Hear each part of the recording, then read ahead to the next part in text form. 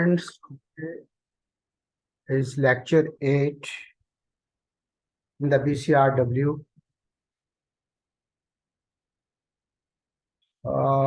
As the number of participants is not sufficient to start my lecture, please take few minutes uh, for joining the other candidates. And before that, you people may write your question in the question answer box, if any.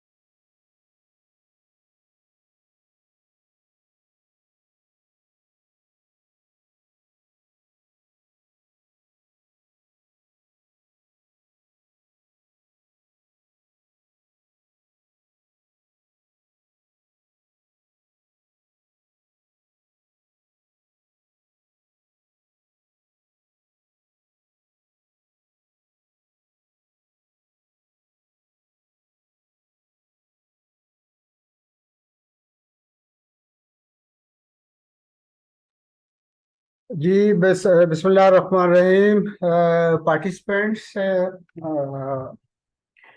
before the number of participants were increasing in our lectures. I was going through your question answer box, so I found a very interesting question from one participant कि जी voice और sound में क्या फर्क है। Voice और sound जो है ये तो आप ने फिजिक्स का क्वेश्चन पूछ लिया। बहरहाल एनी हाउ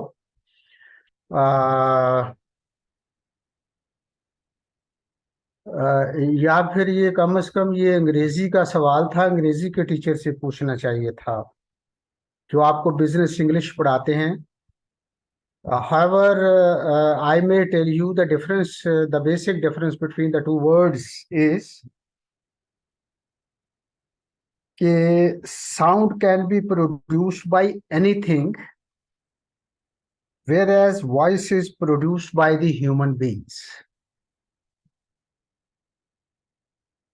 Voice जो है वो सिर्फ ह्यूमंस बोलते हैं, बाकी और चीज कोई नहीं बोलते। तो it is related to the human beings only. बाकी लोग उनकी आवाज जो है वो साउंड कहलाती है। That can be created by animals, natural phenomena like rain, thunder, और कोई भी नॉइज ऑफ व्हीकल्स या मशीनरी जो है वो आपकी साउंड को क्रिएट करती है।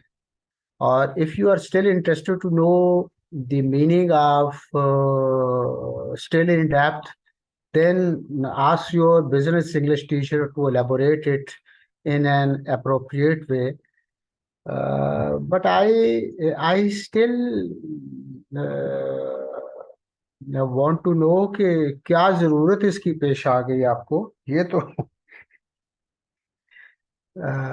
जी पार्टिसिपेंट से पिछला लेक्चर आपको मिल गया होगा, lecture number 7।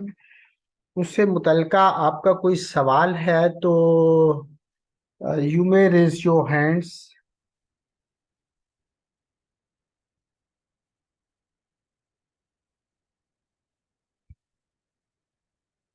and if any one of you haven't any question about the previous lecture, then I may proceed further for the 8th lecture today, जिसके अंदर हम आज पढ़ेंगे।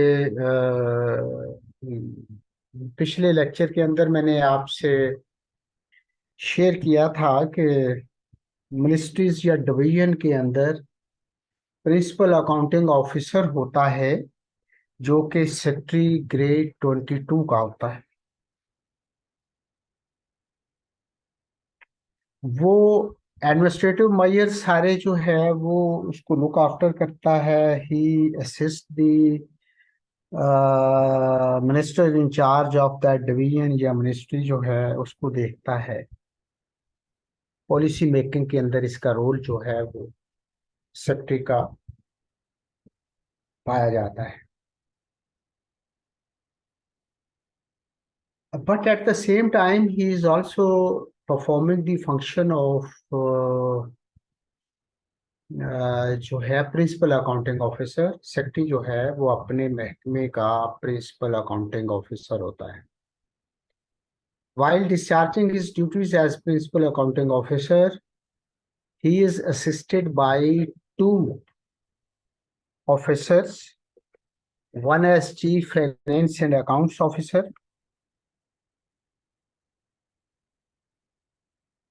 दूसरा जो है वो फाइनेंशियल एडवाइजर होता है। Chief finance and accounts officer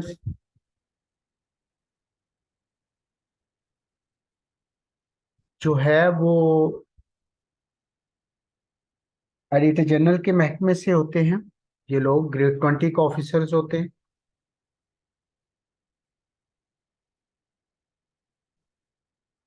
जो कि एस्टेब्लिशमेंट डिवीजन और एडिटर जनरल आपस में कॉन्फ्रेंस से, आपस में मशवरा करके कंसेंसस से उसकी पोस्टिंग होती है।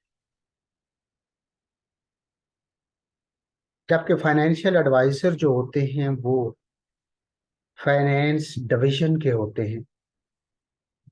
वहां पर चूंकि वो प्रोफेशनल टेक्निकल लोग होते हैं, तो ये सेक्रेटेरिएट ही के अंदर फाइनेंस डिवीजन के अंदर पोस्ट होता है, वहां से इनकी पोस्टिंग किसी भी मिनिस्ट्री में लगा दी जाती है। तो एक फाइनेंस जो एडवाइजर है, फाइनेंशियल एडवाइजर, उसके बारे में मैंने आपको पिछले लेक्चर के अंदर बताया था। अब ये दो लोग जो हैं, Chief Finance and Accounts Officer and the Financial Advisor, both assist the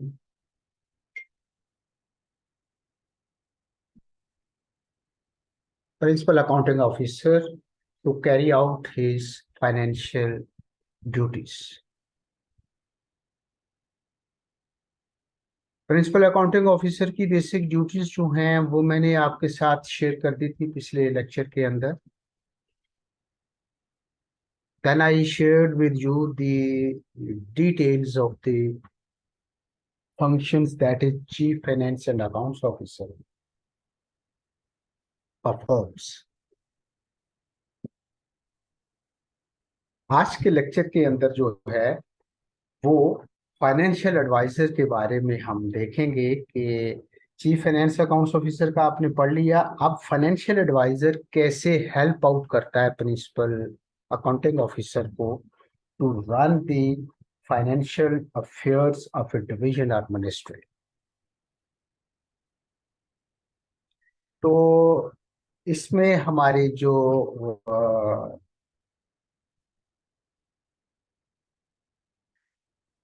part one, आज का लेक्चर जो है वो अगेन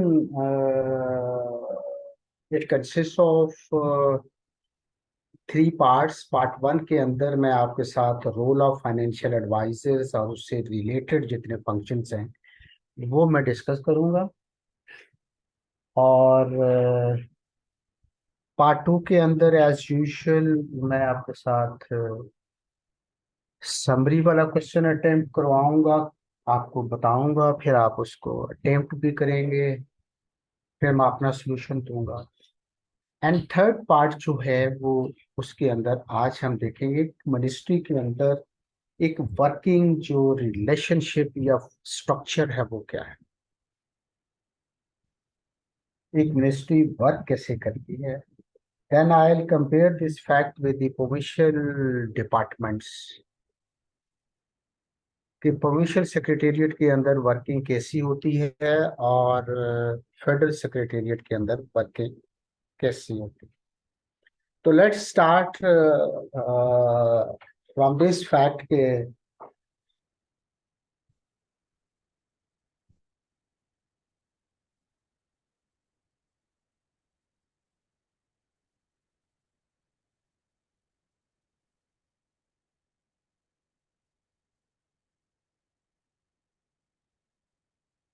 तो starting with the part one, role of financial adviser जो है वो, जिसको कि नॉर्मली एफए कहते हैं। FA is an abbreviation of the financial adviser. Basically, FAs will facilitate and support the operations of the ministries, divisions that they are assigned to, and to provide constructive advice to the principal accounting officer. The financial advisors scheme has the following elements of the role of the financial advisors. It will tell us how a financial advisor is facilitating the role of the principal accounting officer. A category का function जो है इसका वो ये है, या heading A कह ले, financial adviser shall continue to be under the administrative control of the finance division. मैंने आपको ये बताया था कि ये फाइनेंशियल एडवाइजर्स जो हैं ये फाइनेंस डिवीजन के बंदे होते हैं। एडमिनिस्ट्रेटिव कंट्रोल फाइनेंस डिवीजन का ही होता है, लेकिन इनकी ड्यूटी मुख्तलिफ मिनिस्ट्रीज के साथ लगती है ताकि ये प्रिंसिपल अकाउंटिंग ऑफिसर्स को ये हेल्प आउट कर सकते हैं। जैसा कि, लेकिन एडमिनिस्ट्रेटिव कंट्रोल फाइनेंस डिवीजन के पास है। जैसा कि finance chief financial accounts officer का मैंने बताया था कि उसका एडमिनिस्ट्रेटिव कंट्रोल जो है वो ऑडिटर जनरल के पास होगा। जब कभी एडिटर जनरल चाहेगा वो अपने ऑफिसर को वहां से वापस बुला लेगा, but it is conditioned with the consultation of the क्या कहते हैं उसका establishment division, because the posting of the chief finance and accounts officer is also done on the basis of the consultation that is made, that is being made between establishment division and the editor general of Pakistan. तो likewise financial adviser भी किसी ministry का कोई officer नहीं होता, इसकी temporary duty attachment होती है किसी भी मिनिस्ट्री के साथ। तो bye doing their business, both these officers, chief finance accounts officer and financial advisor, एक प्रिंसिपल अकाउंटिंग ऑफिसर को हेल्प आउट करते हैं। एक फाइनेंशियल एडवाइजर के पास एक से ज्यादा मिनिस्ट्री का चार्ज भी हो सकता है। And similarly if the auditor general and the establishment division are in the consensus, तो एक चीफ फाइनेंशियल अकाउंट्स ऑफिसर जो है उसको भी दो मिनिस्ट्रीज का चार्ज दिया जा सकता है। It all depends upon the powers vested with the Auditor General and the establishment of it. Number two जो फंक्शन है यहाँ पर फाइनेंशियल एडवाइजर का, he exercises the powers of joint secretary to the finance division to which he is attached. ये grade 20 का officer होता है, जैसे chief finance and accounts officer जो है वो भी ग्रेड 20 का ऑफिसर होता है। Both the officers having the grade 20 status, ये एक principal accounting officer in the ministry who is a grade 22 officer उसको हेल्प आउट करते हैं अपने मिनिस्ट्री के फाइनेंशियल अफेयर्स के बारे में। तीसरा इसकी जो है क्या रोल ये प्ले करता है, the financial adviser shall represent the finance division in a comprehensive manner and be the focal person in the financial management of the ministry and division. इसका रोल जो है ये फोकल पर्सन के तौर पर फाइनेंशियल मैनेजमेंट के बारे में फाइनेंस डिवीजन का रिप्रेजेंटेटिव होने के नाते उस मिनिस्ट्री का फोकल पर्सन या स्पोक्समैन होता है फाइनेंशियल मैनेजमेंट के बारे में। He shall monitor the monthly statement of expenditure and receipts forwarded by the CFAO. CFAO जो है ये चीफ फाइनेंस अकाउंट्स ऑफिसर, वो एक्सपेंडिचर स्टेटमेंट्स और रिसीट की जो स्टेटमेंट्स हैं वो उनको मॉनिटर करता है। जो फाइनेंशियल एडवाइजर जो chief finance accounts officer prepare करता है with the consultation of the principal accounting officer. पांचवा इसका रोल या फंक्शन ये है कि after careful scrutiny he draws the attention of the principal accounting officer to discrepancies if any and shall also submit comments to additional finance secretary expenditure.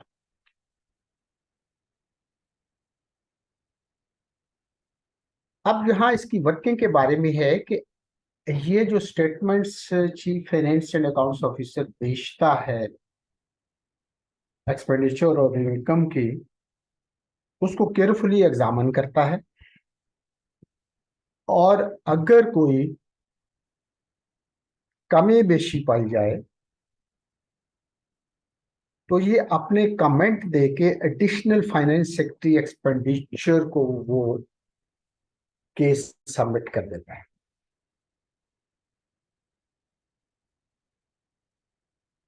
his part is the recommendation only, या कोई अपने view जो है वो देके फैसला करने का इख्तियार इसको नहीं है। फैसला एडिशनल फाइनेंस सेक्रेटरी एक्सपेंडिचर करेगा, जो कि ग्रेड 21 का ऑफिसर होगा।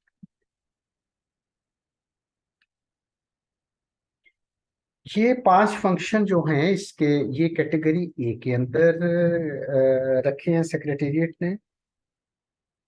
देन बी पार्ट जो है इसका, the financial adviser shall be assisted by deputy financial advisers depending on the number of divisions allocated and the quantum of work entrusted to him. Financial adviser जो है इसका staff, बहुत सारे financial advisers finance division में होते हैं, तो हर financial adviser जो है he is assisted by by the deputy financial advisers. तो उनकी तादाद जो है वो कितने डिविजन्स के साथ, मिनिस्ट्री के साथ उसकी अटैचमेंट है, जितने होंगे हर एक के साथ एक एक डेप्टी फाइनेंशियल एडवाइजर अटैच होगा। Another thing that is important to note here कि quantum of work interested to him जो है वो भी एक इम्पोर्टेंट रोल प्ले करता है कि वॉल्यूम ऑफ वर्क मिनिस्ट्री में कितना है। फाइनेंशियल एडवाइजर के पास एक मिनिस्ट्री है, दो मिनिस्ट्रीज हैं, चार मिनिस्ट्रीज, तो उसके अंदर हर मिनिस्ट्री के लिए एक एक डेप्टी फाइनेंशियल एडवाइजर जो है उसको मिलेगा। और फिर ये है कि डेप्टी फाइनेंशियल एडवाइजर भी जो है वो एक मिनिस्ट्री का साथ नहीं, हो सकता है कि वो एक से ज्यादा मिनिस्ट्री के लिए भी फाइनेंशियल एडवाइस जो है वो दे रहा हो। तो फाइनेंशियल एडवाइजर या डिप्टी फाइनेंशियल एडवाइजर जो है और उसका स्टाफ जो है shall be paid from the budget grant of the finance division. अब ये लोग जो है मिनिस्ट्री से तनख्वाह नहीं लेते, ये अपने पेरेंट महकमा जो कि फाइनेंस डिवीजन है वहां से तनख्वाह लेते। This was the category B functions that have been attached to the financial advisors. C category के जो function है इसके, the advice of the financial advisor in cases falling outside the field of delegated powers shall be binding on administrative ministries या divisions. उस दिन मैंने term आपको इस्तेमाल की थी कि डेलीगेटेड पावर्स और नॉन डेलीगेटेड पावर्स क्या होती। डेलीगेटेड पावर्स जो होती हैं उसमें लिखा होता है कि ये इख्तियार है इस फील्ड के अंदर, ये प्रिंसिपल अकाउंटिंग ऑफिसर को जो है वो फाइनेंशियल एडवाइस देने का मजाज है। डेलीगेट की हुई है पावर्स जिसे कि आप इस हद तक प्रिंसिपल अकाउंटिंग ऑफिसर या ऑफिसर्स को आप जो भी गाइडेंस देना चाहेंगे that would be final, that is the delegated power, दे दी गई पावर। लेकिन नॉन डेलीगेटेड पावर जो है वो, उसमें ये इसको एडवाइस देने का इख्तियार नहीं होता, बल्कि ये हेल्प आउट करता है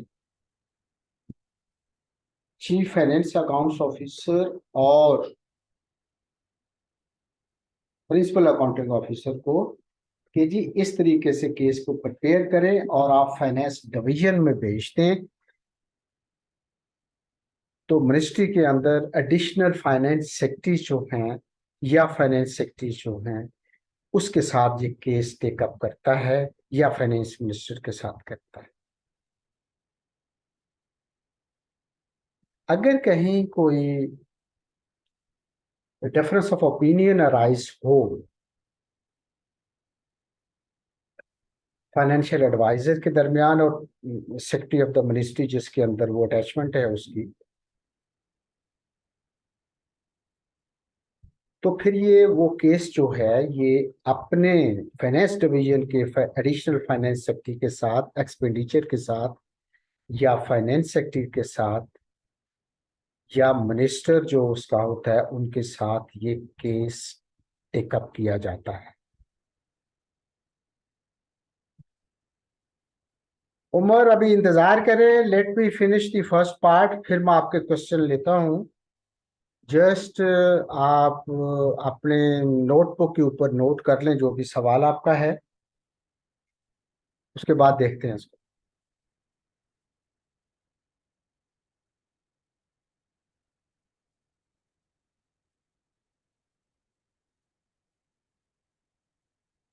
डी जो कैटेगरी का फंक्शन है जो कि बनाया है फाइनेंस ने, उसका ये डी कैटेगरी के अंदर the finance division, main finance division in the secretariat shall continue to deal with the matters relating to the interpretation, application, and relaxation of service and financial rules and regulations, and allocation of foreign exchange in accordance with the prescribed procedure।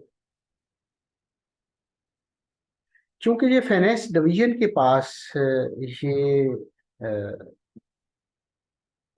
अंदर बैठा होता है financial adviser, तो ये ministry को delegated form के अंदर तो फंक्शन एडवाइस कंप्लीट देने का मजाज है, लेकिन नॉन डेलीगेटेड फील्ड्स के अंदर मसलन matters relating to the interpretation, application and relaxation of service and financial rules और फॉरेन एक्सचेंज के बारे में ये केस तैयार करवा के मिनिस्ट्री कंसर्न से तो अपने high up scope case put up करता है, वो उसके ऊपर को डिसीजन देते हैं। But its role is here to give the assistance to the principal accounting officer जो कि सेक्रेटरी होता है, उसको हेल्प आउट करना। नंबर टू डी कैटेगरी के अंदर है except for the cases related to interpretation, application, and relaxation of service rules and regulations, which shall be forwarded by the ministry division directly to the finance division।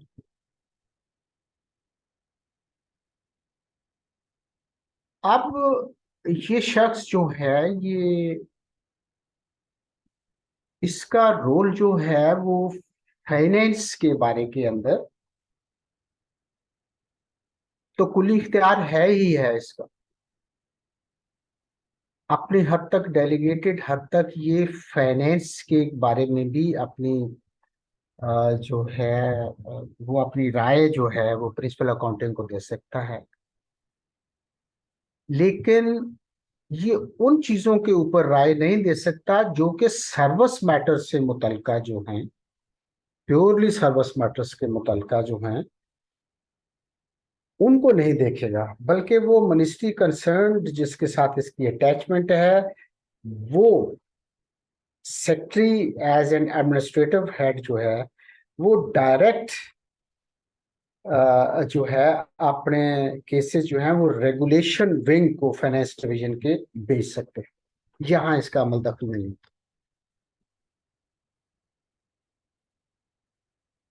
Service matter को deal नहीं करेगा ये, लेकिन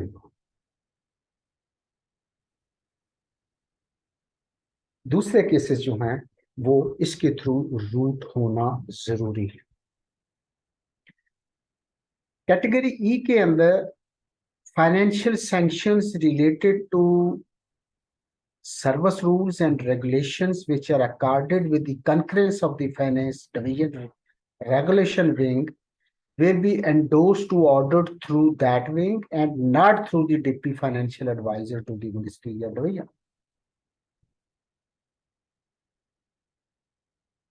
financial sanctions जो हैं वो regulation wing देता है, वो डायरेक्टली ऑर्डर को चली जाती हैं, लेकिन डेप्टी फाइनेंशियल एडवाइजर या फाइनेंशियल एडवाइजर के थ्रू नहीं जाती। तो here it is a separate between the roles कि ये फाइनेंशियल एडवाइस तो दे सकता है, लेकिन other than finance service rules की बारे में कोई इंटरप्रिटेशन इन्वॉल्व होगी तो मिनिस्ट्री कंसर्न जो है वो डायरेक्टली रेगुलेशन विंग को रब्ता करेगी, और रेगुलेशन विंग जो है वो अपना जो भी उसका जो जवाब होगा वो डायरेक्टली फाइनेंशियल जो सैंक्शंस पर्टिकुलरली हैं वो कंसर्न मिनिस्ट्री को भेज देगा। उसमें इसका रोल नहीं है।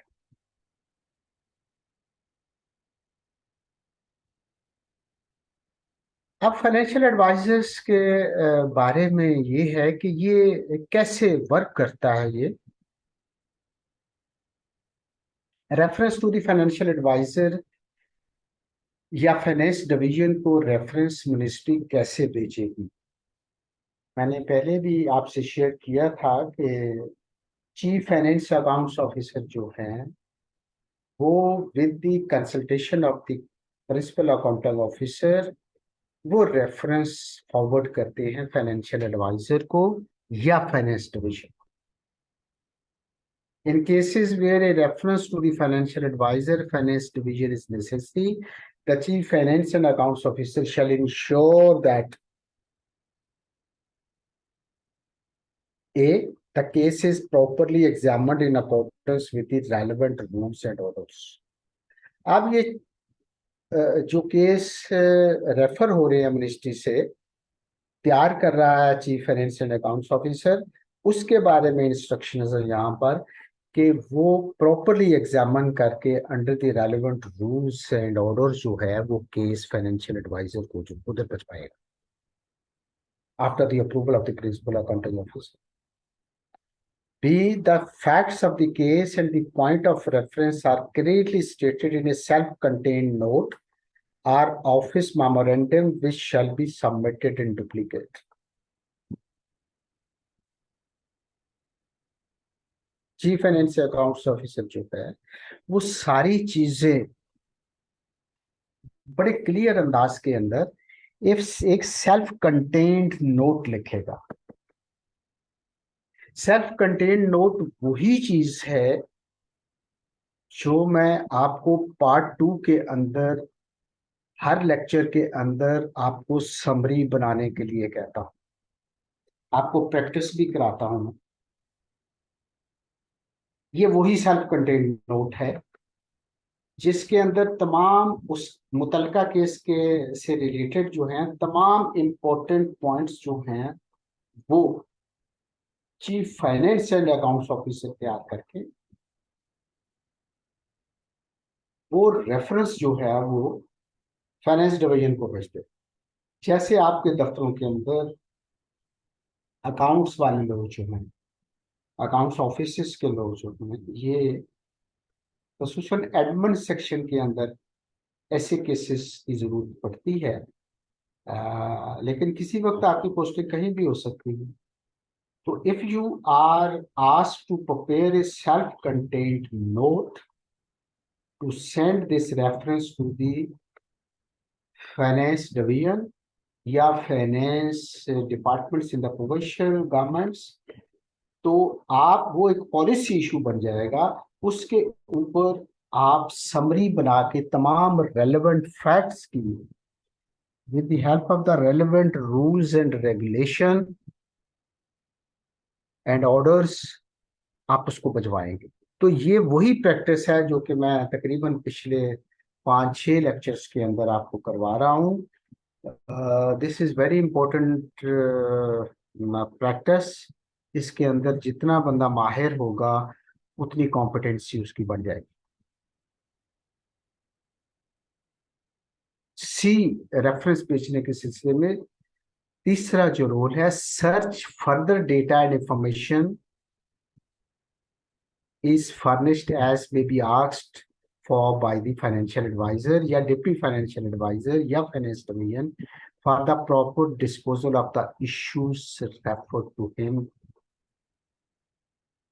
अब ये है कि chief finance and accounts officer की जो ड्यूटी है कि वो फर्दर डेटा जो भी फाइनेंशियल एडवाइजर मांगे या डिप्टी फाइनेंशियल एडवाइजर मांगे या फाइनेंस डिवीजन मांगे, it is the duty of the chief finance and accounts officer कि वो उनको फर्दर सर्च करके वो डेटा बचवाए जो कि उन्होंने मांगा है।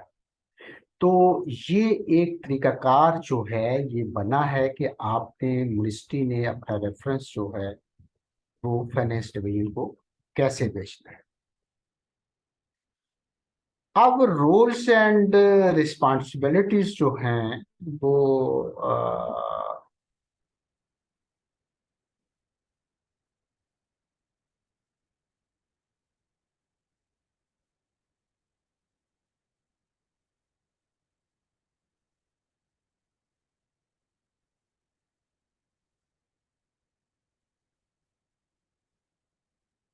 आप इस सेक्शन के अंदर जो है वो रोल्स एंड रिस्पॉन्सिबिलिटीज या powers of the financial adviser जो हैं वो बयान की गई हैं।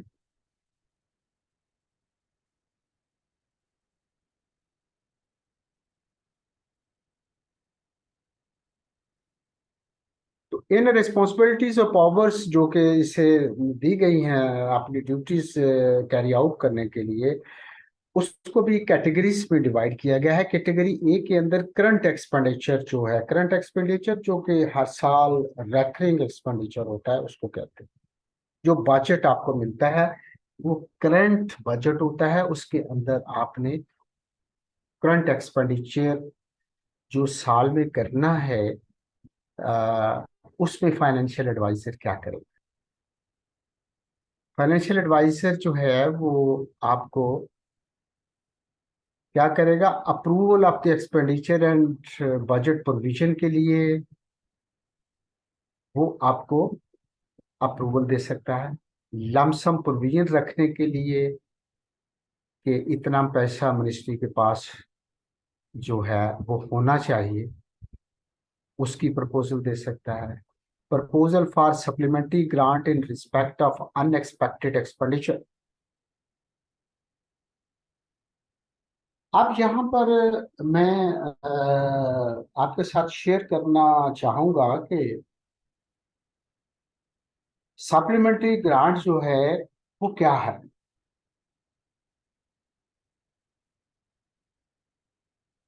आपको मिनिस्ट्रीज को बजट जो है वो तीन तरीकों से मिलता है। मीन्स पैसे जो हैं वो अवेलेबल होते हैं तीन तरीकों से। पहला तरीका ये है कि आपको जो बजट ओरिजिनली जून के महीने में आपको एलोकेट होता है, उसके अंदर जो बजट आपको मिल गया, वो पहला सोर्स है आपका पैसे मिलने का मिनिस्ट्री को। दूसरा तरीका ये होता है कि अगर आपके पास ओरिजिनल बजट जो है, क्योंकि हमारा बजट जो है वो डिफरेंट हेड्स के अंदर आता है। पे एंड अलाउंसेस का हेड है, आपके ऑपरेशनल एक्सपेंसेस के हेड्स हैं। तो नंबर ऑफ कोई 10-12 पोस्ट हेड्स के तहत आपको बजट मिलता है। अब अगर एक हेड के अंदर बजट आपका खत्म हो जाए तो देयर इज ए प्रोविजन के आप दूसरे हेड के अंदर अगर पैसे आपको अवेलेबल हैं तो आप उस हेड से जहां पैसे खत्म हो गए हैं या आपको चाहिए, आप पैसा जो है वो ट्रांसफर कर सकते हैं। दो तरीके हो गए। तीसरा तरीका जो है वो आपको पैसे मिलने का सप्लीमेंट्री ग्रांट।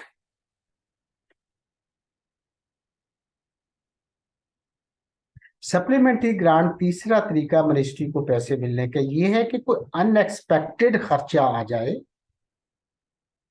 तो मिनिस्ट्री के पास तो पैसे नहीं हैं, वो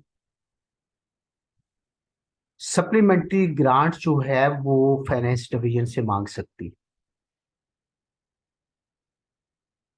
इसकी प्रपोजल बनाने के लिए, केस को प्रोसेस करने के लिए कि हमें सप्लीमेंट्री ग्रांट दे दी जाए, ये भी रोल फाइनेंशियल एडवाइजर का है। ये प्रपोजल पुट अप करता है फाइनेंस डिवीजन को। तो ये सप्लीमेंट्री ग्रांट की वजाहत के लिए मैंने 3 सोर्सेज आपको बताए। Original budget, reappropriation of funds और सप्लीमेंट्री ग्रांट। अब चौथे नंबर के ऊपर रीअप्रोप्रिएशन का जिक्र भी आ गया है। तो I have explained it in detail before you people के as our budget is divided into different heads, and the budget in one head is consumed, तो दूसरे head में funds are available, then with the approval of the competent authority एक head से दूसरे head तक वो पैसे reappropriate हो सकते हैं। ये भी फाइनेंशियल एडवाइजर जो है इसके अंदर अपना रोल प्ले करता है। तीसरा जो है पांचवा रोल, अगर मिनिस्ट्री को कोई पोस्टें क्रिएट करनी है तो पोस्टें क्रिएट करने के लिए भी फाइनेंशियल एडवाइजर जो है वो अपना रोल प्ले करता है, हेल्प आउट करता है, गाइड करता है।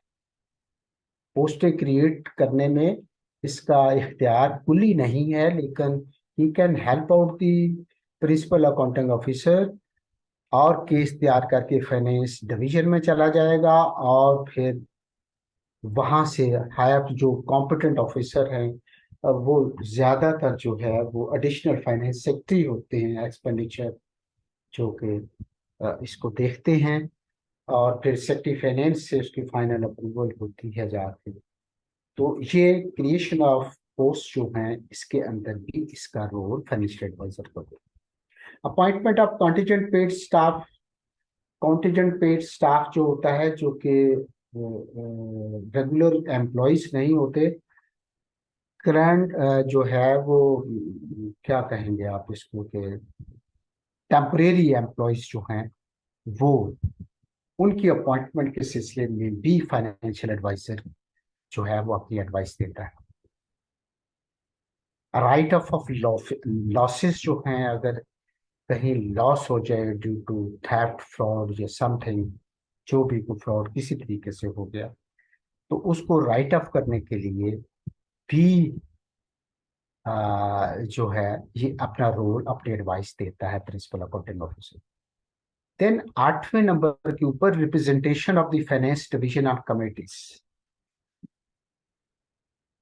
बहुत सी फाइनेंस की कमेटीज ऐसी हैं जहां पर ये रिप्रेजेंट करता है फाइनेंस डिवीजन के नुमाइंदे के तौर पर कि कोई भी फाइनेंशियल डिसीजन लेना है तो उस कमेटी का ये मेंबर भी होता है।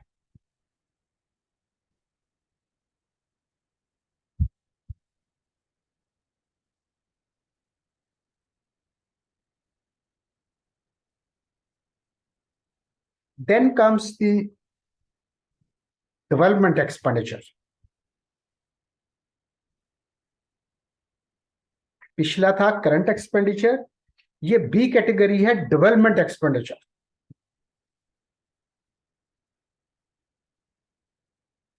डेवलपमेंट एक्सपेंडिचर वो है जिसमें डेवलपमेंट ऑफ द कंट्री या मिनिस्ट्री जो है उनका खर्चा जो है वो डील विद होता है। तो डेवलपमेंट एक्सपेंडिचर जो कि मिनिस्ट्रीज को मिलता है उसके अंदर फाइनेंशियल एडवाइजर क्या करता है? The financial adviser shall be associated with the processing of development schemes from beginning to the completion. एक फाइनेंशियल एडवाइजर जो है, जो भी मिनिस्ट्री की डेवलपमेंट स्कीम्स होती हैं वो आइडिया तो मिनिस्ट्री का होता है, लेकिन उसके लिए स्कीम को अप्रूव कराना, पैसे एलोकेट कराना, वो फंक्शन जो है वो financial adviser from the processing of the development schemes जो है वहां से लेके स्कीम की कंप्लीशन तक ये एडवाइस देता है, हेल्प आउट करता है मिनिस्ट्री को कि किस तरीके से स्कीम अप्रूव होगी, किस तरीके से उसको जो है वो पैसे एलोकेट होगा। He shall be responsible for the scrutiny and approval of development schemes of the federal government. However, before according the approval, the financial advisor shall consult the finance division, development wing where necessary to ensure policy coordination. अब ये है कि उस scheme की जो है ये approval जो करवाएगा, ये कंसल्ट करता रहता है डेवलपमेंट विंग फाइनेंस डिवीजन के साथ। जहां भी जरूरत होती है तो ये in coordination with the ministry to which he is attached as a financial adviser, और फिर फाइनेंस डिवीजन के अंदर डेवलपमेंट विंग जो स्कीम्स बनाता है डेवलपमेंट की, उनके साथ भी इसका राब्ता कोऑर्डिनेशन के तौर पर रहता है। Number two, he shall be responsible for scrutiny of development schemes sponsored by the ministry, divisions for consolidation of the Central Development Working Party. Development scheme जो हैं वो सेंट्रल डेवलपमेंट वर्किंग पार्टी के अंदर जब पेश होती हैं तो ये उन सारी स्कीम्स को स्क्रूटनाइज करने का चार्ज इसके पास होता है। He shall furnish his views to the Additional Finance Secretary AFS, expenditure through Finance Division, Development Wing। ये सारे अपने व्यूज मिनिस्ट्री से मुतलका जो है वो अपने एडिशनल फाइनेंस सेक्रेटरी जो कि एक्सपेंडिचर को डील कर रहा है उसके साथ अपने व्यूज जो है उसको देता है जी। The finance division development wing shall ensure the following. जब ये केस वहां जाता है तो वो फाइनेंस डिवीजन क्या देखेगा? The scheme fits into the overall development plan, कि क्या स्कीम जो है गवर्नमेंट की मिनिस्ट्री की जो आई है वो हमारे गवर्नमेंट पाकिस्तान की ओवरऑल डेवलपमेंट प्लान्स के अंदर फिट इन होती है कि नहीं, कोई क्लैश तो नहीं आ रहा किसी जगह पर, के डुप्लिसिटी तो नहीं आ रही, कोई कॉन्ट्रडिक्शन तो नहीं आ रही, वो देखना इसका काम है। There is no duplication in scheme of various ministries, divisions, departments, both in major work and in detail work. अब इसका काम ये भी है कि बाज़ औक़ात एक ही स्कीम जो है वो दो मिनिस्ट्रीज बना के बेच देती, उसको वॉच करना भी इसी का काम है ताकि डुप्लीकेशन ऑफ स्कीम ना हो और गवर्नमेंट के पैसे जो हैं वो जरूरत से ज्यादा खर्च ना हो जाए। ये देखना भी डेवलपमेंट एक्सपेंडिचर के अंदर इसी का काम। अब फाइनेंस डिवीजन की तरफ से ये रिप्रेजेंट करता है डिफरेंट डेवलपमेंट वर्किंग पार्टीज जो काम कर रही होती हैं, उसके अंदर फाइनेंशियल एडवाइजर का ऑफिस जो है वो रिप्रेजेंटेशन करता है।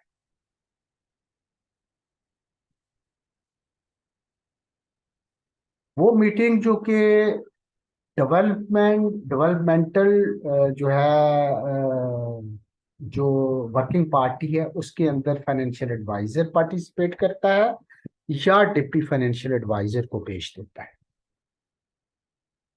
जो सेंट्रल डेवलपमेंट वर्किंग पार्टी है CDWP, उसके अंदर एडिशनल फाइनेंस सेक्रेटरी जाता है। ये हाई पावर की डेवलपमेंट कमेटी फोरम है ये, इसके अंदर फाइनेंशियल एडवाइजर नहीं जाता, लेकिन additional finance secretary is briefed by the financial या डेप्टी फाइनेंशियल एडवाइजर के जनाब आपने इस मीटिंग में जाना है तो हमारी रिकमेंडेशन ये है, वहां आपने इसको देखना। तो रिप्रेजेंट एडिशनल फाइनेंस सेक्रेटरी करता है एक्सपेंडिचर।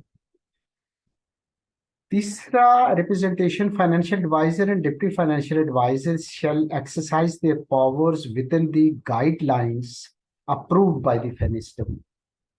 आप फाइनेंशियल एडवाइजर और डिप्टी फाइनेंशियल एडवाइजर जो हैं वो जितनी भी पावर्स जो हैं वो एक्सरसाइज करते हैं उसकी गाइडलाइन फाइनेंस डिवीजन से अप्रूव हुई होती है, और या हम ये कह सकते हैं कि वो जो पावर दी हुई होती है उसी के अंदर रह के उन्होंने अपने फंक्शंस जो हैं वो परफॉर्म करने हैं।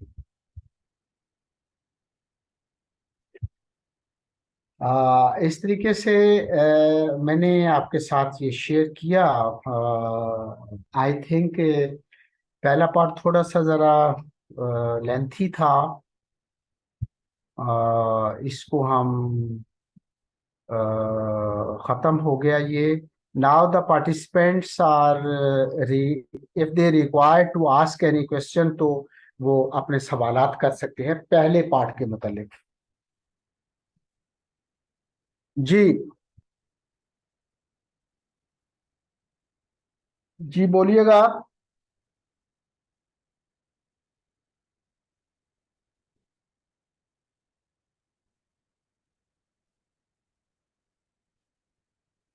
You people have raise your hands, लेकिन आवाज किसी की मेरे तक नहीं आ रही। तो please open your mics and.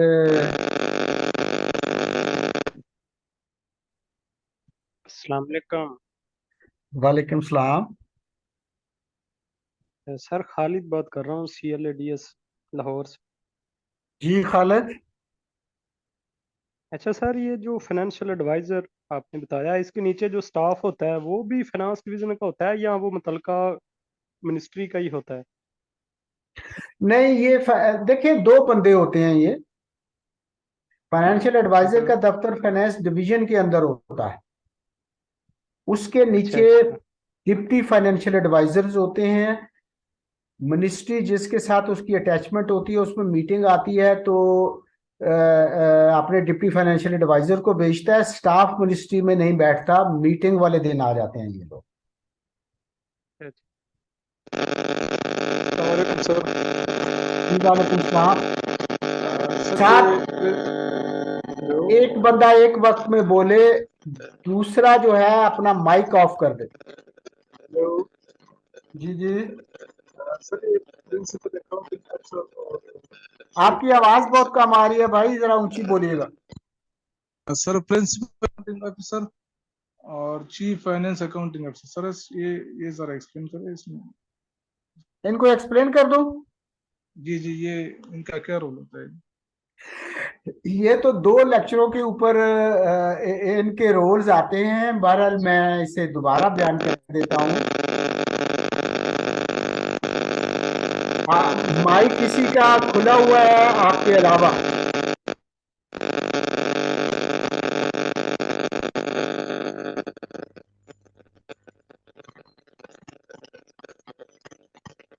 तो प्लीज अपने अपने अपने माइक को बंद रखें।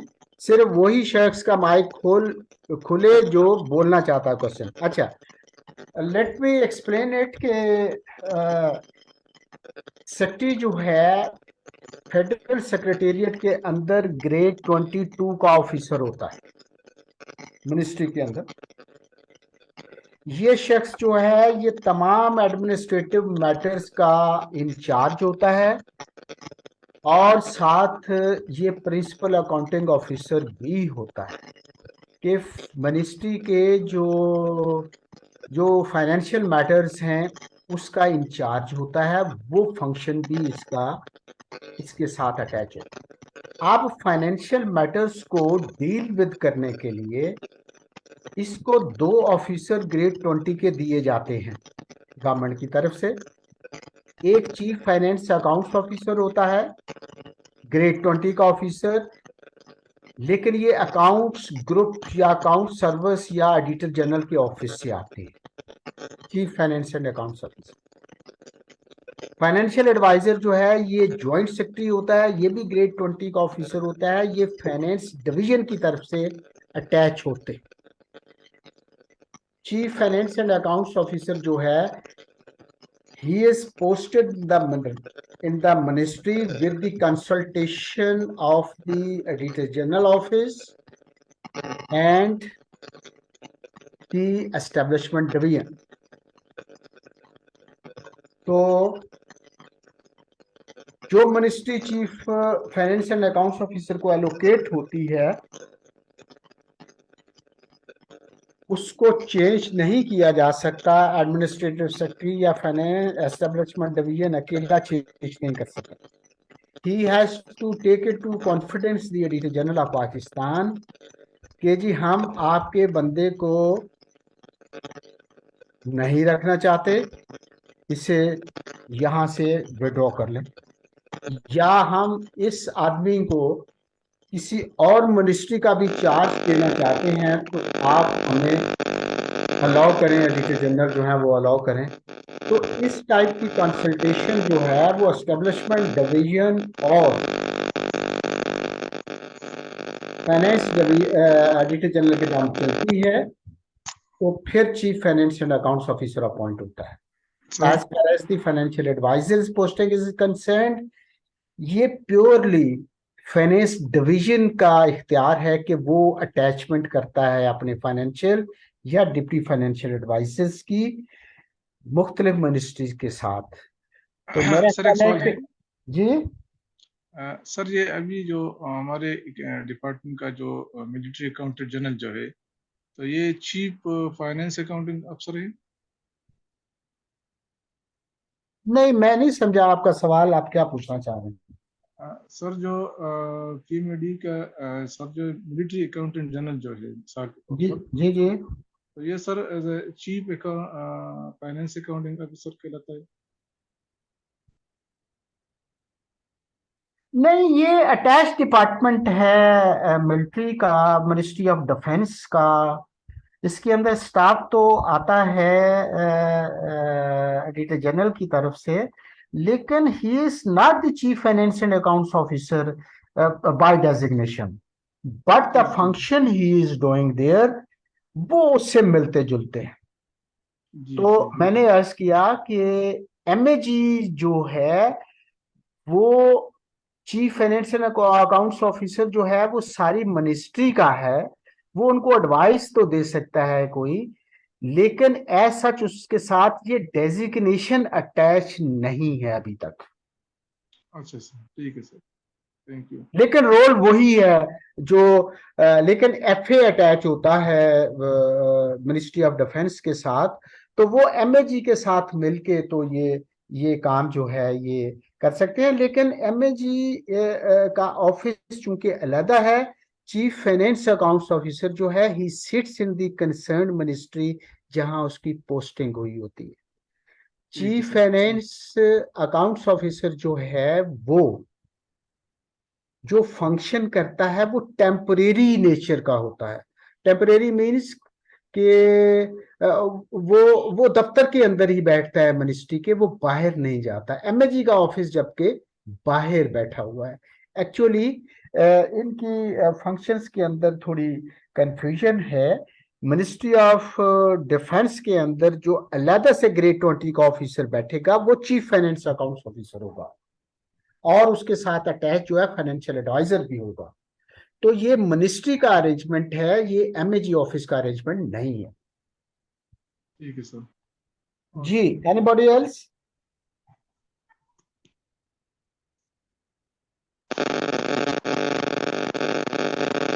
प्लीज अपना माइक ऑफ कर दीजिएगा जिन्होंने सवाल पूछ लिया है।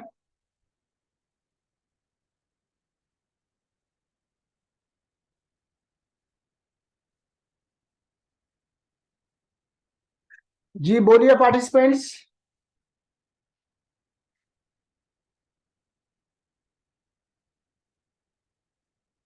आई am not listening your voice.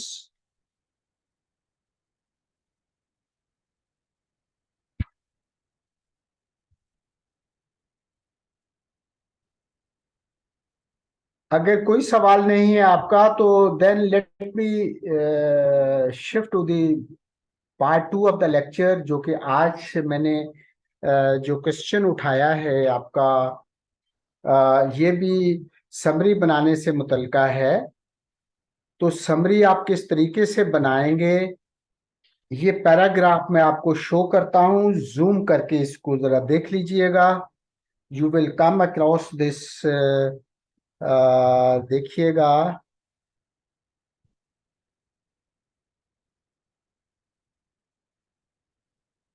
इसको जूम करके आप देख लीजिएगा। इट कंसिस्ट ऑफ तकरीबन 3 पैराग्राफ के ऊपर ये मुश्तमिल है। और 3 पैराग्राफ्स जो हैं हमारे, इनकी आपने एक समरी बनानी है, जिसकी वर्डिंग जो है वो भी नीचे लिखनी है कि कितने वर्ड्स में है। तकरीबन 1/3। या थोड़े से ऊपर नीचे हो जाए, कोई बात नहीं। तो जस्ट सी दिस पैसेज, एक ही है, फिर मैं आपके साथ इसका सॉल्यूशन शेयर करूंगा। तो जूम करके इसको पढ़ने की कोशिश करें, then I will share my solution with you people regarding this question. तो प्लीज टेक 10 मिनट्स, मैं फिर आपसे आपका सॉल्यूशन, अपना सॉल्यूशन शेयर करूंगा। Participants, focus on this question that I am giving you here in the part 2. Go through this question of summarizing in 10 minutes and prepare the important notes on your notebook, और फिर उनको आप एक रबत के अंदर अपना passage answer जो है वो लिख लीजिएगा, या क्वेश्चन आंसर बॉक्स के अंदर लिख दीजिएगा। मैं फिर चेक करता हूं, take 10 minutes.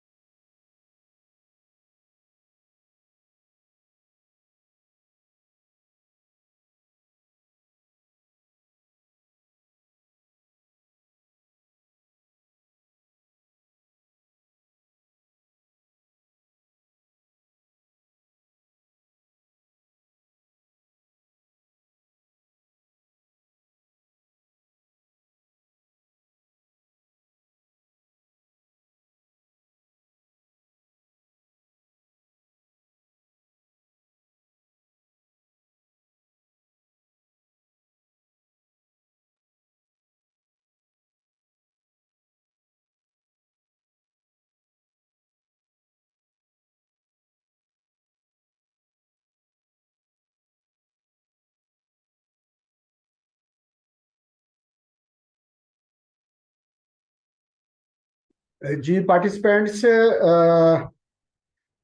I think and hope you might have attempted the summary question. I'm displaying before you people the solution that I have made. Please compare it in the letter and spirit. And if you find any similarity or dissimilarity between yours and mine, तो उसको जरा note कीजिएगा और फिर मैं आपसे question answer जो हैं इससे मुतलका जो है मैं लेता हूँ. Please compare it. This is a solution that I have made in 162 words.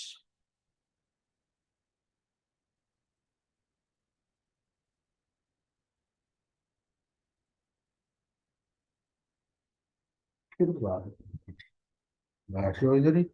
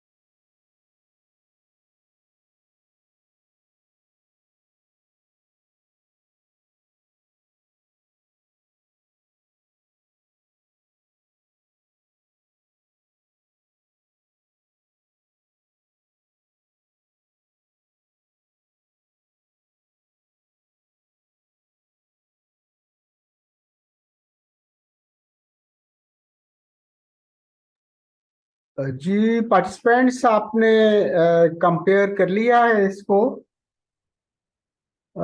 Late me check it from your question answer box.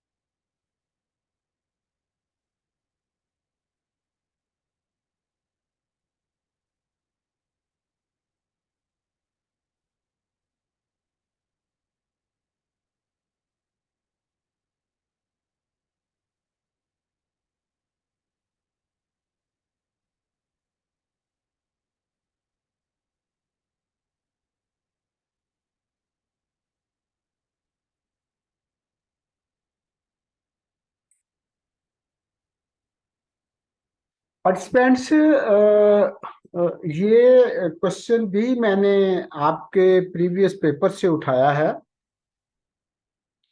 ये ऑलरेडी आपको एग्जाम में आ चुका है. Let me read it out. Title मैंने दिया है abuse of human rights in Pakistan. Human rights violations are rampant in Pakistan. These violations include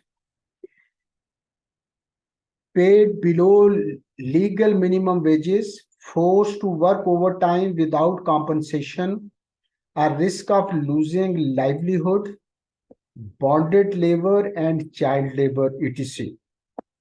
Modern labor laws are derived from the Industrial Revolution of the 19th century in the Great Britain. In Pakistan, after 18th Amendment, the legislation of labor laws is devolved to the provinces. The Constitution of Pakistan has wide range of provisions to prohibit all forms of human rights violations in the labor class. There are two main pieces of legislation responsible for safeguarding the rights of the workmen are Industrial and Commercial Employment Standing Ordinance 1968 and Punjab Shops and Establishment Ordinance 1968. These two ordinances are supposed to protect all workers engaged in industrial and commercial businesses. Under these legislations, the labor class basic rights are supposed to be protected. But unfortunately, despite all the favoring legislative provisions, nothing is found improved for the betterment of the labor workers in the country. तो आज किसी भी participant ने question answer box के अंदर अपना solution नहीं लिखा. एनीहाउ, ये सॉल्यूशन आपको सर्कुलेट भी हो जाएगा और पैरा वो पैसेज भी हो जाएगा.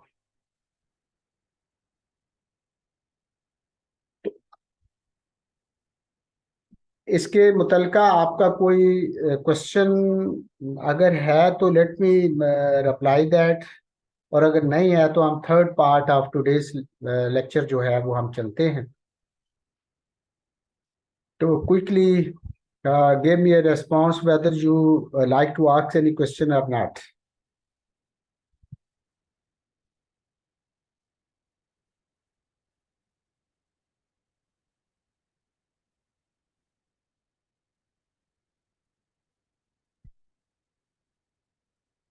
I think no question from your side is being asked. Then I'm starting my third part.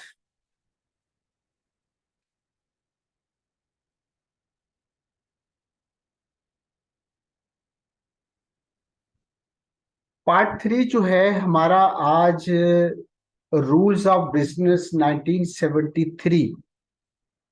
Government of Pakistan ने 1973 में अपने रूल्स ऑफ बिजनेस जो हैं, जो कि गवर्नमेंट का वर्क सेक्रेटेरिएट के अंदर होता है, उसके बारे में कुछ चीजें जो हैं वो रूल्स बनाए थे। उन रूल्स ऑफ बिजनेस पर आज मैं आपसे बात करूंगा। सबसे पहले पार्ट ए जो है रूल्स ऑफ बिजनेस का, वो जनरल नेचर की चीजें हैं। बिजनेस क्या होता है,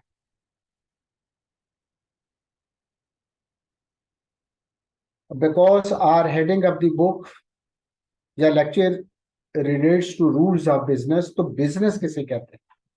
business means all work done by the federal government. Please note it carefully. Business means all work done by the federal government is called business. Government का business जो बिजनेस से मुराद सिर्फ दुकानों या बाजारों के अंदर ही नहीं होता। गवर्नमेंट जो एक्टिविटी करती है उसको भी बिजनेस कहते हैं। What ever you do in at your home, तो वो भी आपका बिजनेस है। फिर गवर्नमेंट ने वर्ड कैपिटल दिया है इस बुक रूल्स ऑफ बिजनेस के अंदर कि कैबिनेट किसे कहते हैं। Cabinet means and consist of the prime minister and the federal ministers. आपकी कैबिनेट जो है वो प्राइम मिनिस्टर और फेडरल मिनिस्टर्स के ऊपर मुश्तमिल होती है। देन थर्ड वन जो टर्म है वो है federal secretariat. Federal secretariat means the divisions of the ministry is when referred to collectively। Ministries का मजमुआ जो है वो फेडरल सेक्रेटेरिएट कहलाता है। मिनिस्ट्रीज या डिविजन्स जो हैं वो फेडरल सेक्रेटेरिएट कहलाते हैं। मिनिस्ट्री क्या होता है? इट मीन्स ए डिवीजन और group of divisions constituted A ministry. अब मैं आपको अर्ज करूं कि सबसे बड़ा जो है वो मिनिस्ट्री होती है। मिनिस्ट्री के अंदर एक या एक से ज्यादा डिविजन्स हो सकते हैं। डिवीजन जो है वो मिनिस्ट्री से छोटा होता है। डिवीजन क्या है? It means A self contained administrative unit responsible for the conduct of business of the federal government in a distinct and specify its affairs and declared as such by the federal government। Division जो है administrative unit होता है government का, जहां से business आगे चलता है। अब एक मिनिस्ट्री के अंदर एक से ज्यादा डिवीजन भी हो सकते हैं। आगे जब मैं आपको इनकी फंक्शंस और रोल्स एंड रिस्पॉन्सिबिलिटीज जब मैं आपके साथ शेयर करूंगा डिफरेंट लेक्चर्स के अंदर, तो फिर वहां मिनिस्ट्रीज और डिवीजन के फंक्शंस के बारे में हम देखेंगे।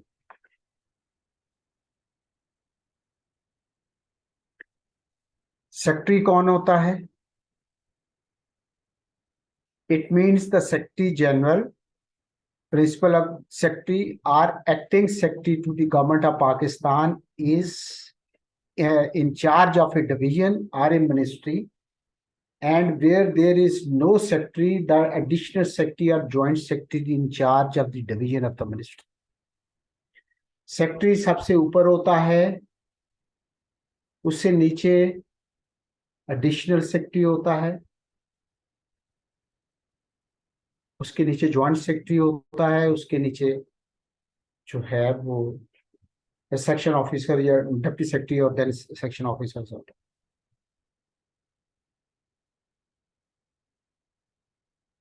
सेक्शन क्या होता है मिनिस्ट्री के अंदर?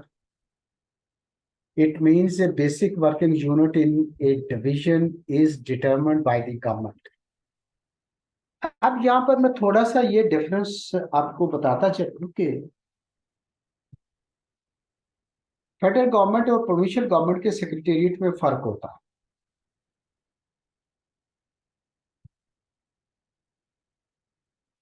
फेडरल गवर्नमेंट जो है वो मिनिस्ट्रीज पर मुश्तमिल होती है।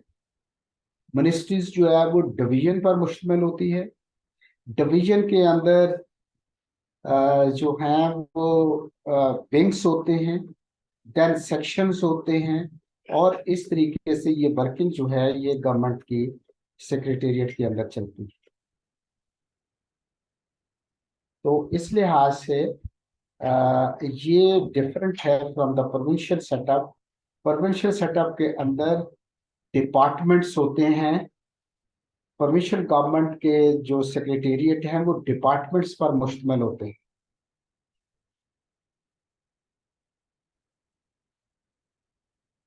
और डिपार्टमेंट्स का जो बेसिक यूनिट होता है वो सेक्शन होता है, which is headed by the section officer.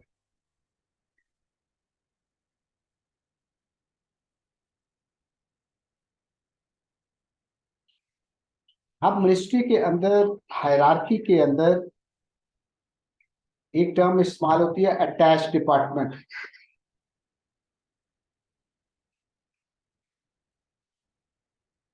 It means a department which has direct relation with the division and has been declared as such by the federal government.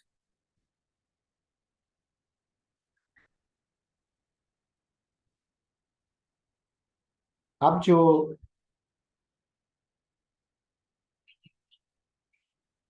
हमारा auditor general का office जो है वो attach department है ministry of finance का। Direct relation है इसका और जनरल ऑफिस का with the ministry of finance. Then एक टर्म इस्तेमाल होती है सुबॉर्डिनेट ऑफिस। सुबॉर्डिनेट ऑफिस उसको कहते हैं, it means A federal government office other than A ministry division और अटैच डिपार्टमेंट। वो ऑफिस जिसका स्टेटस ना मिनिस्ट्री का है, ना डिवीजन का है, ना अटैच डिपार्टमेंट का है, वो सुबॉर्डिनेट ऑफिस कहलाएगा।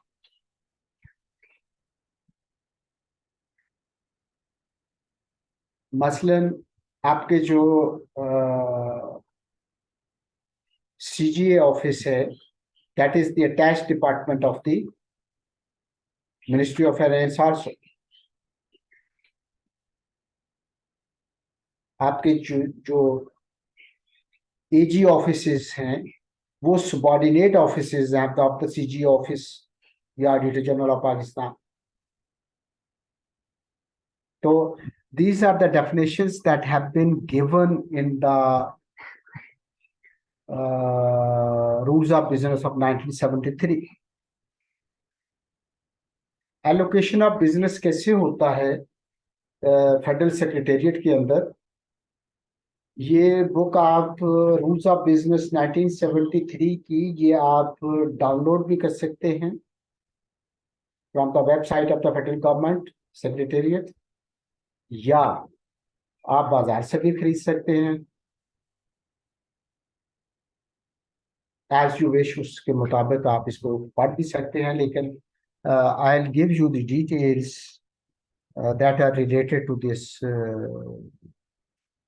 बिजनेस। तो मिनिस्ट्री डिविजन्स इनके अंदर आपके जो हैं वो रूल एलोकेशन ऑफ बिजनेस कैसे होते, किस तरह से किया जाता है काम। The federal government secretariat shall comprise the ministries and divisions shown in Schedule 1 of the rules of business.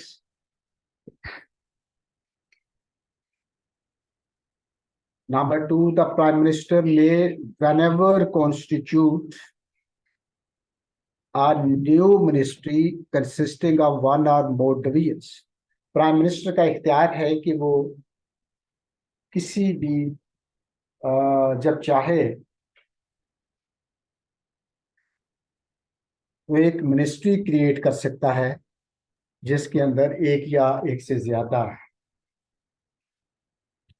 Divisions हो सकते हैं। तीसरा एलोकेशन ऑफ बिजनेस का ये कह रहा है the business of government shall be distributed among the divisions in the manner indicated in schedule 2। जो फंक्शन डिविजन्स ने करने हैं वो शेड्यूल 2 रूल्स ऑफ बिजनेस 1973 के अंदर मौजूद है, डिटेल के अंदर है। बहरहाल ये जो बिजनेस है, ये फंक्शन है, ये मैं आपको अगले लेक्चर्स के अंदर मैं शेयर करूंगा।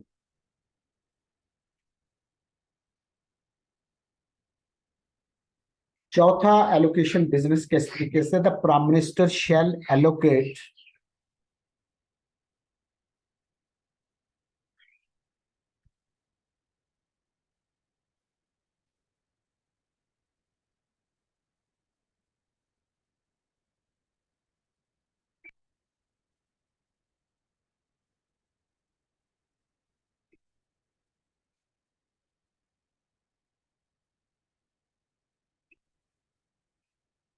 the prime minister shall allocate amongst his minister the business of government by assigning the several divisions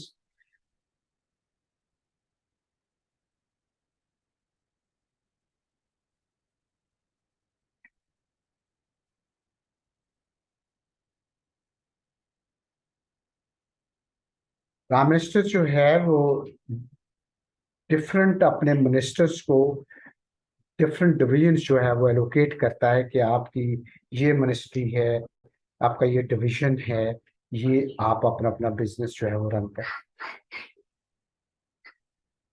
number 5, provided that the division of a ministry not show a sign shall be in charge of the prime minister. अगर कोई ministry या division जो है वो किसी ministry या division के under नहीं आ रहा किसी मिनिस्टर के, तो उसका डायरेक्ट इंचार्ज जो है वो प्राइम मिनिस्टर होगा।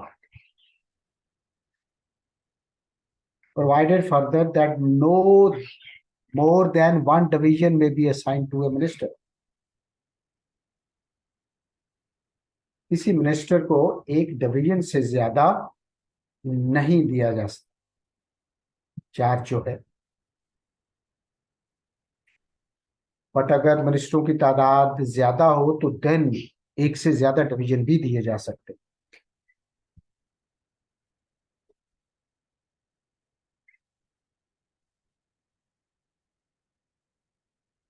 ऑर्गेनाइजेशन ऑफ द डिवीजन क्या होता है? Each division shall consist of a secretary to government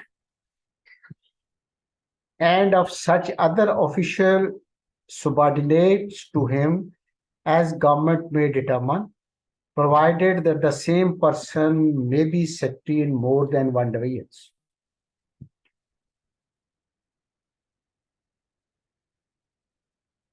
her division का जो है वो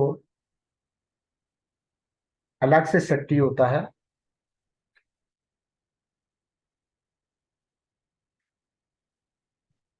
और नॉर्मली ग्रेड 21 का ऑफिसर जो है एक डिवीजन को होल्ड कर रहा होता है चार्ज उसका।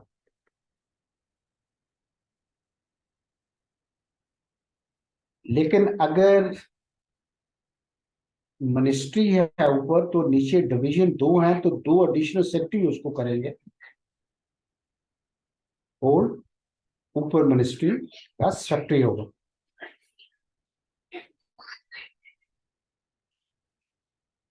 The secretary shall be the official head of the division and shall be responsible for its efficient administration and discipline and for the proper conduct of business assigned to the division under Rule 3 3 and for the due execution of sanctioned policy.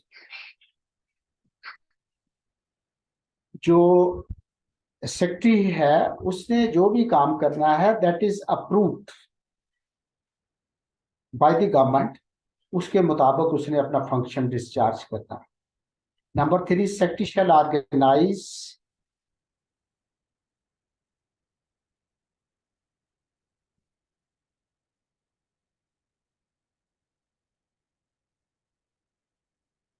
the secretary shall organize the division into a number of working units to be known as sections.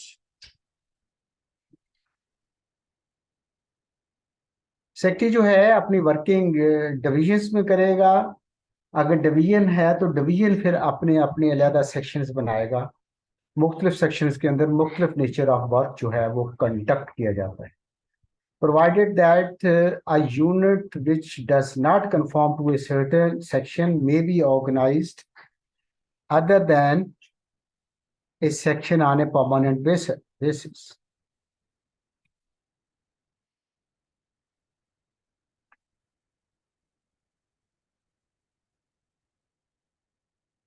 तो इस तरीके से ये constitution होती है, division की organisation जो है वो वर्क करती है।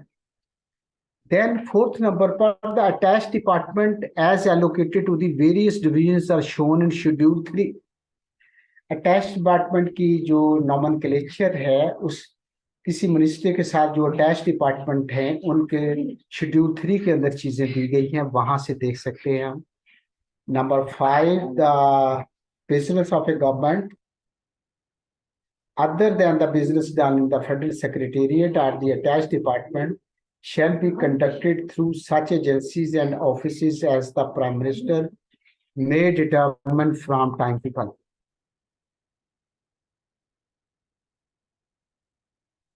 अब मैंने जैसे शेयर किया है कि मिनिस्ट्री, डिवीजन, अटैच्ड डिपार्टमेंट, इसके अलावा सुबॉर्डिनेट ऑफिसेस या एजेंसीज होती, ये प्राइम मिनिस्टर की डिस्क्रिप्शन होती है जो वक्तन फवक्तन ये चेंज करते रहते हैं। उसके अंदर कोई एजेंसी बना दी, FIA is an agency, FIA is not a department, agency है ये, इंटरनल इंटीरियर डिवीजन। तो all these classifications have been laid down in the book Rules of Business 1973.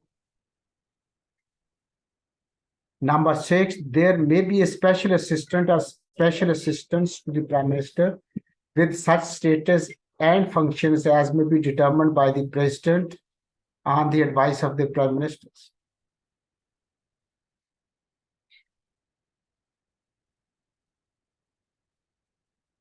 अब एक और वर्किंग का जो तरीकाकार डेवलप किया गया है हमारे मुल्क के अंदर कि प्राइम मिनिस्टर जो है वजीरों के अलावा स्पेशल असिस्टेंट्स या स्पेशल असिस्टेंट्स जो हैं वो भी रख सकता है, जिनके ऑर्डर जो है वो प्रेसिडेंट करता है on the advice of the prime minister. तो ये तरीकाकार जो है ये फेडरल सेक्रेटेरिएट का गवर्नमेंट ऑफ पाकिस्तान के अंदर मौजूद है, जिससे गवर्नमेंट का बिजनेस जो है वो रन किया जाता है।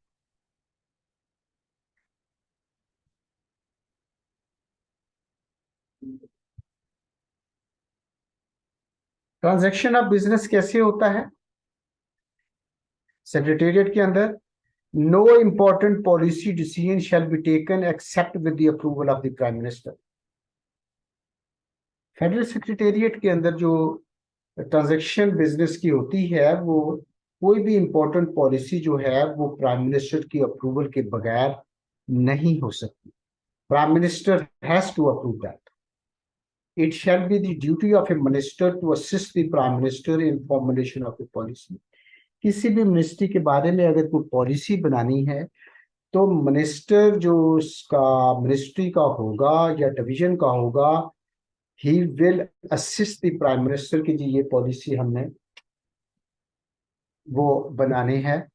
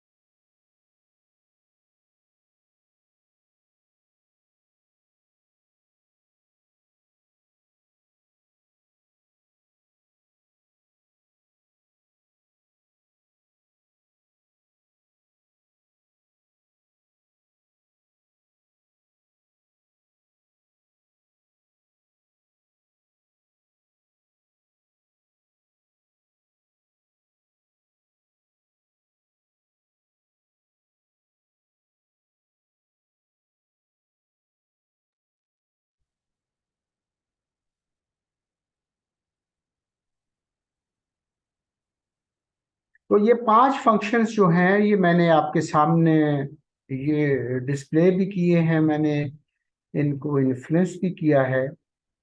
तो कीप इन माइंड के what type of transaction of business takes place in a ministry या federal secretariat. All these points will be helpful to understand how the government works in the secretariat. Number 6 जो number है इसका business कैसे होता है। No officer other than secretary, additional secretary or joint secretary shall take the initiative in approaching a minister in connection with the official business. अब minister को approach करने के लिए 3 लोग जो हैं वो उसको डायरेक्टली अप्रोच कर सकते हैं। सेक्रेटरी कर सकता है, एडिशनल सेक्रेटरी कर सकता है, जॉइंट सेक्रेटरी कर सकता है। लेकिन इसमें कंडीशन ये है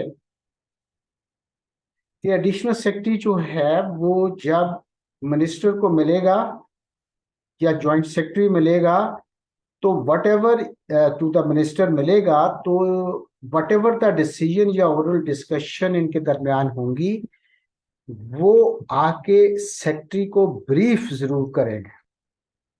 ये नहीं हो सकता कि एडिशनल सेक्रेटरी अपने तौर के ऊपर मिनिस्टर से मिलकर कोई पॉलिसी बना ले, कोई डिसीजन ले ले। नहीं, इफ सेक्रेटरी इज अवेलेबल या सेक्रेटरी मसरूफ है तो वो एडिशनल सेक्रेटरी को कह देगा या जॉइंट सेक्रेटरी को कह देगा कि भाई आप मीटिंग अटेंड कराएं, फिर मुझे आके बता देना कि what was discussed with the minister. Number 7, the head of an attached department may see a minister provided that the secretary of the division concerned shall be informed of the proposed interview so that he can be present if he so desires. अब होता यूं है कि attach department का जो head होता है वो भी मिनिस्टर को मिल सकता है, लेकिन शर्त यह है कि वो कंसर्न सेक्रेटरी को बताएगा कि मुझे मिनिस्टर ने बुलाया है, तो आप चलना चाहें तो आप आ जाएं, आप ही मीटिंग में जाएं, आ जाएं। उसके नोटिस में सेक्रेटरी के लाए बगैर वो नहीं मिल सकता। The business of the division shall ordinarily be disposed of by minister in charge. जो भी बिजनेस एक डिवीजन में होता है वो मिनिस्टर इंचार्ज उसको डिस्पोज ऑफ करने का responsible. The secretary shall assist the minister in charge in the formulation and execution of the sanction policies of the government. Secretary जो है वो असिस्ट करता है अपने मिनिस्टर को, कोई पॉलिसी बनानी हो, एग्जीक्यूट करनी हो, तो वो सैंक्शन पॉलिसी के तहत उसे असिस्ट करता है। With this, we came to the end of today's lecture. साहबान, अगर आपका कोई क्वेश्चन इस पार्ट के बारे में है तो आप डिस्कस कर सकते हैं। The house is open for question answer session.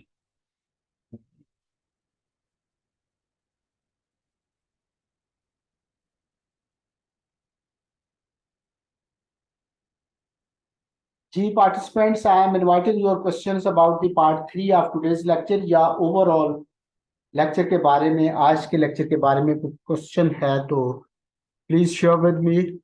मैं फिर उसका रिप्लाई जो है वो मैं आपको दूंगा।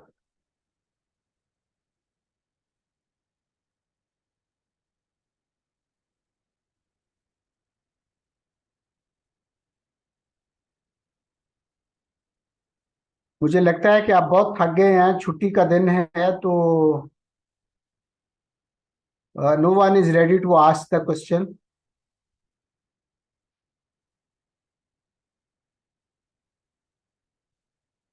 We are left with 4 minutes।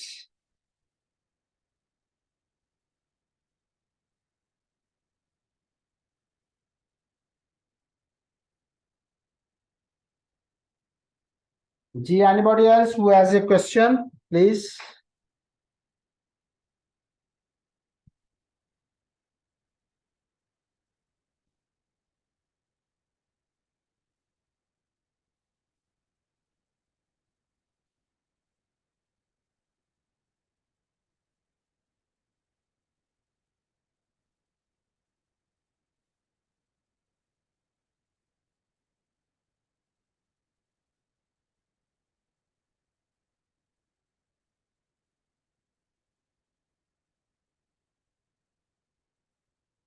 जी इमरान, क्या सवाल है आपका?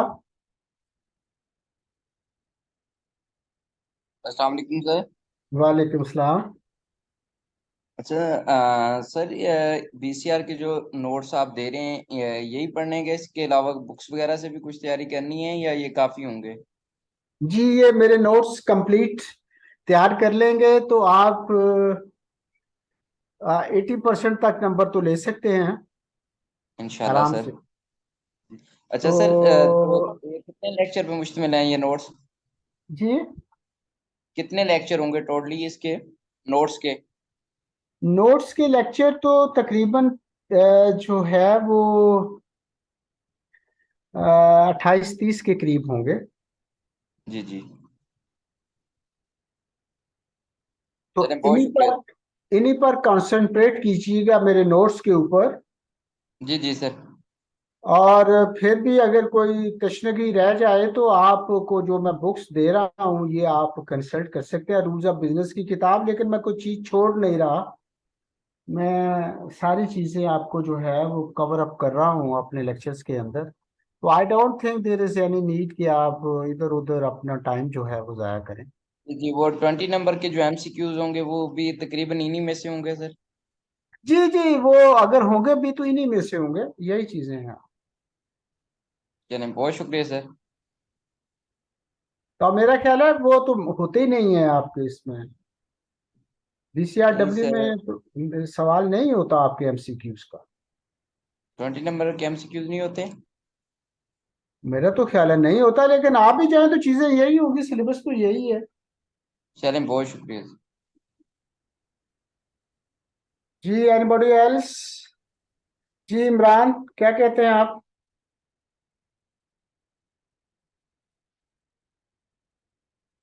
इमरान, आपकी आवाज नहीं आ रही। सॉरी सर, शुक्रिया, वो दोबारा अनम्यूट कर रहा था तो। अच्छा, वो फिर हो गया। Okay okay. जी अब्दुल माजिद साहब, क्या सवाल है आपका?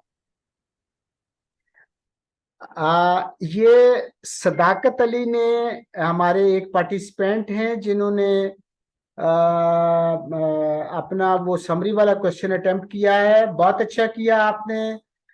सदाकत अली, बहुत अच्छी कोशिश है आपकी। तो आप नीचे इसके वर्ड्स भी काउंट करके अगर लिख दें तो वो ज्यादा बेहतर होगा, और हेडिंग भी अपनी दे दें।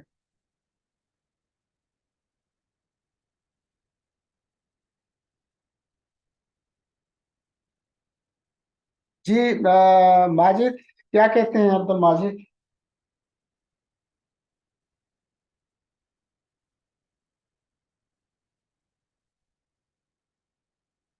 मेरा ख्याल है माजिद साहब भी क्वेश्चन भूल गए हैं। तो चले, if there is no question then I am leaving the lecture here. परसों इंशाल्लाह मंगल वाले दिन फिर मुलाकात होगी। Take care.